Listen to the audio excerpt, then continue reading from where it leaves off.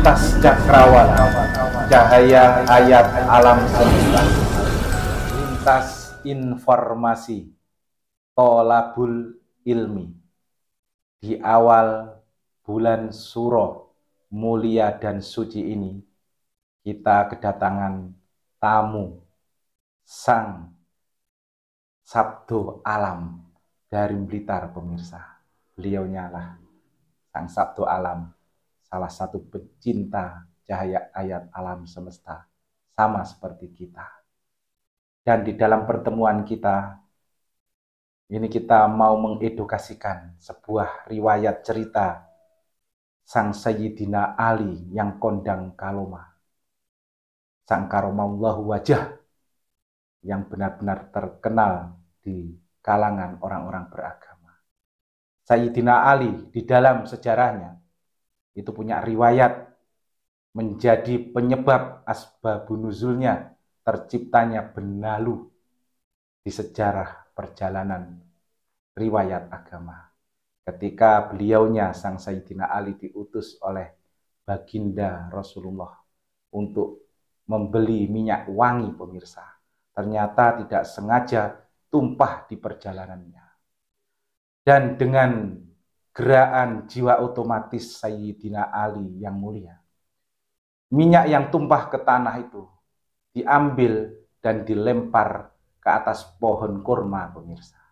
Dan ternyata dari kejadian itulah tumbuh benalu yang akhirnya menjadi legenda cerita di seluruh dunia. Dan di sini kita juga ikut menorok buntei, kalau orang Madura bilang, mencintai benalu sebagai salah satu cahaya ayat alam semesta. Dan dari sekian banyaknya jenis benalu, itu ada beberapa tingkatan pilihan yang sangat kita suka, terutama di Nusantara atau di kalangan suku Jawa. Benalu apakah itu, pemirsa? Salah satunya yang tertinggi itu adalah benalu bambu, yang secara logika ilmu alamiahnya itu bambu untuk berbenalu itu sangat sulit loh di Sabdo Alam. Sangat sulit, karena apa? Struktur pohonnya itu rongga-rongga, istilahnya pohonnya itu nggak ada selah-selahnya, lubang-lubang senyawa yang bisa ditembus oleh benalu, saking rapatnya. Bahkan air pun sulit untuk menembus badan si bambu itu juga. Nah, itu kalau bisa sampai ada benalu bambu, itu sungguh sangat luar biasa. Salah satu keajaiban alam semesta, pemirsa. Dan yang tertinggi kedua menurut kita sebagai pecinta cahaya ayat alam semesta, itu adalah benalu kelor, pemirsa. Kiranya Ki Sabdo Alam pernah mendengar? Belum pernah. Benalu kelor? Belum pernah. Oh. Saya penasaran, kayak apa sih benalu kelor itu? Galih atau benalu, bukan galih, itu memang banyak di kembang cerita. Cuman tidak banyak yang berkesempatan menjumpai. Kadang-kadang malah yang dijumpai orang-orang yang nggak punya hasrat ingin berjumpa. Bagi orang-orang yang punya hasrat ingin berjumpa, itu melanglang buana ke sana, itu nggak pernah bisa menjumpa, pemirsa, dari keajaiban alam semesta benalu kelor itu tadi. Dan di sini itu salah satu favorit kita, dan kita memanjatkan doa, meminta rahmat ridho sang pencipta itu tidak sebentar, pemirsa. Puluhan tahun kita berhalusinasi sampai kita dihina, dimaki sebagai orang halu, kita terima, pemirsa. Kita rela, kita nggak marah, pemirsa. Biarkan saja mereka mau berbicara apa. Memang permainan kita dengan permainan para orang-orang era modern, orang-orang era baru kita itu memang bertolak belakang, pemirsa.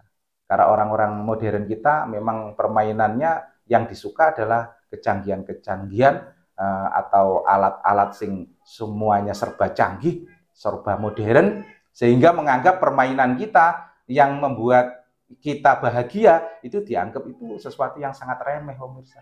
kayak kita mencintai, kita bermain dengan alam semesta, itu nggak apa-apa lah mereka istilahnya mentertawakan kita. Walaupun dari pihak kita ya nggak pernah lagi istilahnya menghujat atau memaki atau menghina permainan mereka yang suka istilahnya dengan remote-nya atau mungkin kecanggihan-kecanggihan lainnya atau HP-nya ibaratnya segalanya lah, banyak ragamnya permainan modernnya. Kita nggak pernah juga memaki mereka atau menghina mereka. Nah, tapi kita yang malah jadi bulan-bulanan istilahnya suka dirasani, ya, digibahi, bahkan terus terang sering nggak sekali dua kali kita dijuluki atau disebut dihina dengan wong halusinasi. Istilahnya mempercayai sesuatu yang tidak masuk ke dalam logika ini. Memang kita terima itu, pemirsa. Tapi kita merasakan istilahnya kebaikannya atau kearifannya dari permainan sambung rasa percintaan kita dengan alam semesta. Membuat kita menjadi arif, menjadi mampu menundukkan keangkuhan-keangkuhan kita hingga mampu bersambung rasa menghormati alam semesta. Kita mampu membaca energi-energi alam semesta yang ditebarkan oleh Sang Pencipta ke seluruh penjuru jagat raya. Karena Sang Pencipta itu menebar energi itu dengan cara disebar dengan istilahnya alam semesta, pemirsa. Jadi energi alam itu mencari tempatnya masing-masing. Salah satunya bertempat pada benalu kelor yang Ki Sabda Alam tanyakan tadi. Memangnya ada gelombang rasa ketertariankah pada energi kelor Ki Sabda Alam? Kayaknya ada. Di hati itu ada berpikir gini ya, kayak apa sih benalu kelor itu? Jenisnya kayak gimana? Bentuknya kayak gimana? Itu yang saya pengen ngerti dan pengen tahu. Oh gitu, Ki Sabda Alam. Siap-siap ya. Perwujudannya benalu kelor itu kayak gimana gitu. Siap, Ki Sabda Alam. Ya ini kita dalam rangka belajar sama-sama. Kita nggak saling menggurui atau apa. Kita sama-sama kebetulan pecinta cahaya ayat alam semesta. Ya memang ada Ki Sabda Alam itu benalu kelor. Bahkan perjalanan kita dulu sangat lama dan menemukan benalu kelor itu juga sangat sulit, luar biasa. Ya pertama kita ketemu yang kecil-kecil, yang nggak bisa dipakai untuk istilahnya apa ya, kreativitas, kerajinan buat tasbih, gelang, tahu nggak bisa. Karena apa, saking kecilnya. Akhirnya berjalan kita itu memohon dengan lantaran wasilah nama besarnya Nabiullah kita. Kita memang merasa kita itu bukan siapa-siapa. Terlalu banyak kekhilafan-kekhilafan sehingga kita harus nebeng, kita harus istilahnya ibarat dempel, numpang ibarat karomah pada Nabiullah kita dengan kita membaca sholawat, mengamalkan sholawat dengan harapan kita itu dikabulkan oleh Sang Pencipta, karena yang kita minta itu sesuatu yang sulit luar biasa bisa ditemukan di Sabda Alam gitu. Nah itu hari demi hari sampai 10 tahun lebih, pemirsa. Akhirnya kita ditemukan benalu kelor yang sangat tua dan terbesar yang pernah kita jumpa. Itu di area kandat persawahan. Itu nggak sengaja, pohon kelornya itu mirip seperti pohon kembang turi. Dan kalah besar dengan benalu kelornya. Nah, jadi lebih besar benalu kelornya dengan pohon kelornya. Gitu. Nah, itu ada keajaibannya. Sebenarnya di situ ada 4 benalu kelor. Tapi ini sekali lagi saya membebaskan seluruh para pemirsa, bahkan di Sabda Alam, untuk percaya atau tidak percaya. Itu ketika kita mengambil salah satu di antara 4 benalu kelor itu tadi, itu yang 2 hilang. Tanpa ada bekasnya dipatahkan atau dipotong, digeraji atau pakai senjata apapun, nggak ada bekasnya. Itu yang membuat kita ya kebingungan juga. mau ngomong nanti juga nggak dipercaya, istilahnya pasti dibilang halusinasi saja, gedabrus saja, istilahnya orang-orang tahayul saja. Mau nggak bicara itu kayaknya ingin saya bicarakan, ingin saya ceritakan. Nah, serba salah juga pemirsa. Akhirnya kita terima pemberian itu, ternyata itu adalah simbol dari lambang bahwa alam itu meminta ke kita mengambil seperlunya saja. Itu. Jadi nggak boleh diambil semua, istilahnya kayak gitu. Tapi kok ada fenomena kegoibannya. Yang itu kegoiban itu ya terjadi sekali itu saja. Nggak bisa diulang-ulang, nanti pemirsa minta ada yang meminta pembuktian. Istilahnya kayak gitu. Sekarang pemirsa itu sudah sangat cerdas luar biasa sampai kecerdasannya itu menggapai angkasa. Semuanya itu membutuhkan kejelasan dan pembuktian-pembuktian lah. Itu ternyata ada fenomena keajaibannya. Kita terima, kita syukuri pemberian benalu kelor terbesar yang pernah kita temukan. Itu banyak sekali daunnya, itu sampai 2 karung daunnya saja itu. Daunnya benalu kelor itu. Dan sudah berbunga seperti kumis-kumis harimau. Saking sangat tuanya. Itu penemuan terbesar kita, dan itu limited edition, istilahnya bahasa ikut-ikut modern sedikit lah pemirsa. Boleh kan, masa kita nggak boleh mencicipi kalimat modern. Limited edition itu memang istilahnya satu-satunya atau nggak banyak diciptakan sampai tidak ketahuan oleh masyarakat sekitar pohon kelor di sana. Kok sampai loh masyarakat nggak lihat, nggak tahu kalau di situ ada benalu kelor yang sangat besar dan sangat unik serta tua, pemirsa. Ini perwujudannya, pemirsa. Kalau untuk ukuran benalu, ini sudah sangat luar biasa besarnya, pemirsa. Nah, ini hampir selengan tangan kita, pemirsa. Ini terus terang saja, jujur saja. Seluruh para pemirsa yang pernah melihat benalu kelor, saya rasa melihat yang sebesar ini kemungkinan masih baru kali ini. Nah, ya walaupun pernah melihat benalu kelor itu seperti apa, tapi besarnya itu tak sebesar yang kita temukan ini, pemirsa. Dan ini bisa dipakai kerajinan, dan alhamdulillah sudah kita upayakan kreativitas, kita bentuk menjadi tasbih. Memang itu menjadi impian kita dari dulu, ingin mempunyai sebuah tasbih yang terbuat dari bahan yang langka, bahan yang istimewa. Oleh Yang Maha Kuasa Ki Sabtu Alam, akhirnya dikabulkan juga. Ternyata doa meminta ridho rahmat pada Sang Pencipta itu tidak pernah diingkari, tidak pernah istilahnya nulayani janji, istilahnya. Yang Maha Kuasa tetap Yang Maha Kuasa, yang insya Allah akan menjawab seluruh doa-doa hamba. Ya walaupun lebih 10 tahun Ki Sabtu Alam saya memanjatkan doa. Saya 10 tahun lebih lama sekali. Bahkan aku sampai lupa, saking aku ngiler dari dulu itu kayak apa tuh energi kelor itu. Nah, ternyata dalam perjalanan ketika kita sudah nggak beban, kita sudah nggak bernafsu ambisi mengejar, justru malah kita ditemukan di Sabtu Alam. Berarti intinya kita itu harus netral. Kayaknya kayak gitu.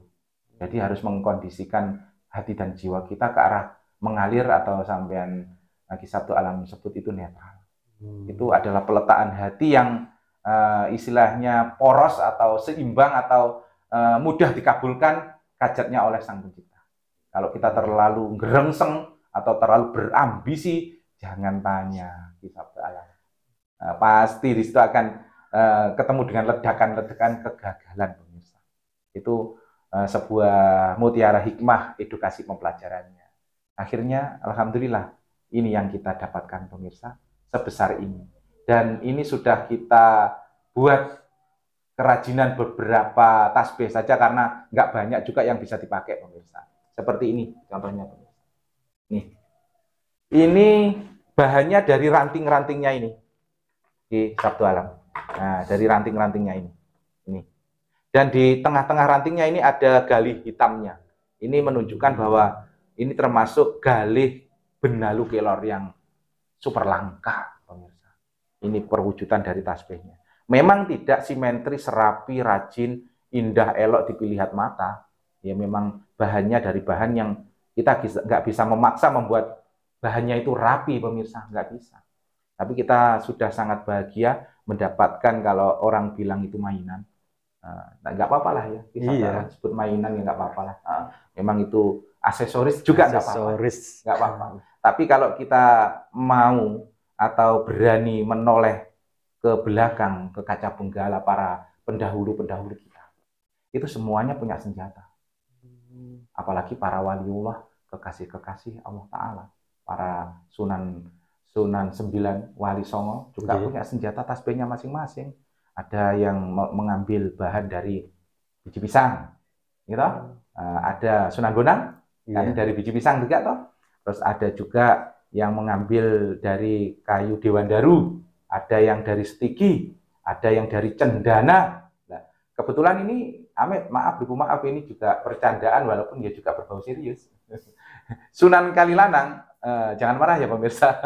Sunan Kalilanang ini memutuskan mengambil energi tasbihnya itu dari bahan benalu kelor yang melegenda di Nusantara, pemirsa.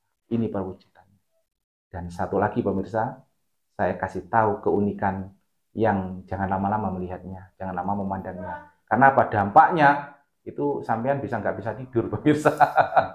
Benar-benar nggak bisa tidur. Wong saya dulu ketika pertama kali menemukannya itu aja tak lihatin sampai lupa tidur ya alam. Yang mana itu pemirsa? Ini butiran tasbihnya, ini genap 99 butir pemirsa. Tapi yang paling mendebarkan jiwa, yang paling istilahnya membuat kita susah tidur nantinya, itu melihat dari bandul tasbihnya. Ini juga dari bahan kelor juga, pemirsa. Lillahi ta'ala. Ini bukan berusaha membodohi sesama. Ini adalah bahan yang kita temukan dari pohon kelor.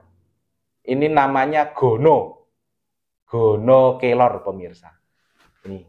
Tapi kok ya bentuknya itu persis seperti yang ada di Hajar Aswad Tanah Suci sana. Simbolnya itu simbol daya asmara, daya cinta alam semesta yang inilah yang dikejar oleh banyak manusia. Yang manusia bisa bahagia dengan simbol filosofi yang ini ada, tapi manusia juga bisa gila, bahkan merana, bahkan menderita sampai nggak ada ujungnya. Itu juga karena simbol filosofi ini ya di Sabtu Alam. Jangan lama-lama melihatnya. Bisa disaksikan pemirsa. Ini dari bahan benalu kelor, energi kelor. Nah, salah satu yang kita miliki yang istilah kita pingit atau benar-benar kita sayangi. Nah, ini karena bukan masalah harga mahal murahnya, tapi riwayat perjalanannya. Saya pernah tidur di pinggir jalan, istilahnya nggak pakai istilahnya tikar atau bantal, gara-gara mencari ke sana kemari, ingin menemukan yang dihajatkan hati. Nah, ternyata ya itu tadi pemirsa, jangan ragu dengan Sang Pencipta. Sampai berani percaya kepada banyak manusia-manusia, entah itu siapa saja. Seringkali sampean itu menaruhkan segala kepercayaan sampean kepada mereka-mereka. Tapi sampean malah justru tidak berani menaruh kepercayaan kepada Sang Pencipta. Ibaratnya kita berjudi dengan Sang Pencipta, menaruh semua keyakinan kita, keimanan, kepercayaan kita pada Sang Pencipta, udok nih kabeh lah istilahnya. Kita pasang semuanya. Allah akan menjawab dan Allah akan membuktikan janjinya. Semoga setelah acara edukasi ini, pemirsa punya keberanian menaruh kepercayaan kepada kuasa Sang Pencipta. Seperti yang pernah kita lakukan, akhirnya sesuatu yang tak mungkin ternyata bisa menjadi mungkin. Ini menjadi impian kita di Sabtu Alam. Dari dulu kita sangat memimpikan punya sebuah tasbih yang terbuat dari bahan yang langka. Inilah perwujudannya. Barangkali kisah alam ada yang ingin ditanyakan dari rasa penasarannya soal energi kelor itu tadi. Iya, mau ada yang kutanyakan. Kalau energi benalu kelor itu kayak gimana? Oh gitu. Jadi intinya kalau bahasa ini khasiatnya, nanti dimarahi para ahli-ahli agama. khasiatnya, dikit-dikit kok khasiatnya. Ya itu insya Allah ya tetap ada. Cuman kita memandang dari sudut kacamata pandang. Kalau kita istilahnya memandang dari kacamata sudut lahiriah logika, itu ini memang obat. Ini memang istilahnya diciptakan oleh Allah Ta'ala, bisa menjadi obat, penawar, atau istilahnya apa ya, untuk menghilangkan pengaruh-pengaruh energi-energi kenegatifan. Ini penatasan. Kelor ini kalau nggak salah ada di bahasa Inggris itu, dia adalah apa, kelor itu adalah pembunuh atau katakanlah penghancur, penetral, yang mampu mengalahkan lawan-lawannya, kejahatan-kejahatan lainnya. Istilahnya kan kayak gitu. Gitu ya. Nah itu, jadi intinya punya makna ini penatasan, melebur segala macam energi negatif. Kalau secara kasat mata, secara mata lahiriah kita, kayaknya kelor itu biasa-biasa saja. Tapi kalau dipertandingkan di peperangan, pertempuran, ilmu gelombang rasa, ilmu kegoiban alam semesta, sangat mengerikan, pemirsa. Saya pernah melihat itu orang yang terkena imbal balik dari peperangan, benturan, ledakan, istilahnya energi jahat itu meledak karena berbenturan dengan energi benalu atau kemeladih kelor ini di sabtu alam. Ini memang riwayatnya kalau di para leluhur-leluhur pendahulu kita itu memang pernah mengangkat nama besar Nusantara, kelor. Itu. Nama besar Nusantara salah satunya yang mengangkat itu adalah energi kelor. Kalau di Kalimantan yang mengangkat nama besarnya salah satunya itu banyak yang keistimewaan di Kalimantan sana. Tapi yang ya mudah diingat oleh kebanyakan masyarakat adalah minyak bintang. Nah itu tadi. Jadi kita punya kelor. Kalau di Jawa, kalau di Jawa itu kelor. Jadi setiap suku itu punya keistimewaannya masing-masing, punya ragam, ibaratnya jati dirinya masing-masing. Ini adalah yang sering dijadikan kembang cerita bahkan legenda Nusantara, energi kelor yang dari benalu. Nah, kalau yang ini yang jarang sekali kita lepaskan, pemirsa. Ini tasbih seperti ukuran gelang saja. Ini juga dari bahan benalu kelor juga. Nyaman rasanya itu. Kayaknya kalau nggak pakai ini itu ada yang ketinggalan, ada yang kurang gitu. Itu bukan karena kita terjadi kemelekatan atau menyekutukan atau mensyirikan, menduakan Tuhan. Oh tidak. Itu karena memang energi yang diciptakan oleh Sang Pencipta yang dimasukkan ke energi benalu kelor ini, itu rasanya memang membuat kita jatuh cinta. Tapi tanpa harus menduakan Sang Pencipta. Nah, ini perwujudan dari cahaya ayat alam semesta. Intinya pokoknya tetap tujuannya satu. Kemakrifatan kepada Sang Pencipta, menuju ke arah pendekatan menggapai ridho dan rahmat Sang Pencipta. Dan sekali lagi supaya edukasi ke seluruh masyarakat, janganlah keburu-buru sering mengatakan syirik dan musyrik kepada kita. Karena syirik itu sendiri maknanya adalah menduakan atau menomorduakan Sang Pencipta.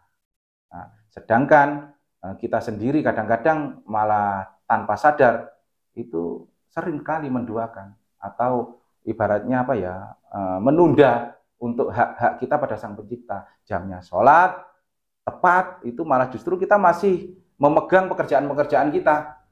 Ya memang sih sah-sah saja, boleh-boleh saja dalam syariat aturan agama itu sholat di akhir waktu juga diperbolehkan, tapi judulnya kan ya juga tetap menomorsatukan pekerjaan dan menomorduakan Tuhan. Dan itu kiranya disebut dengan apa? di Sabdo Alam kalau tidak menyekutukan atau menomorduakan.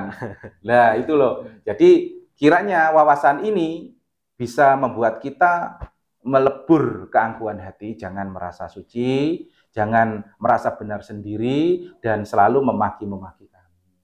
Marilah kita satukan rasa, sambung rasa, sama-sama mencari ridho rahmat Sang Pencipta, yang kita itu punya kekurangan dan kelebihan. Ya, marilah kita saling asuh, dan di sini kita saling menguatkan. Jangan saling bertengkar, memperdebatkan sesuatu yang tidak berketujuan, malah ke arah kehancuran, saling mengalahkan, yang di situ ternyata yang dikalahkan saudara seagamanya sendiri. Ya jangan, mari kita dengan edukasi, dengan kita mencintai, memahami cahaya ayat alam ilahi ini, terutama di bulan Suro Suci ini, kita menyampaikan, menyajikan teristimewa buat seluruh pemirsa dimanapun berada. Inilah perwujudan salah satu cahaya ayat alam semesta yang menjadi favorit kita.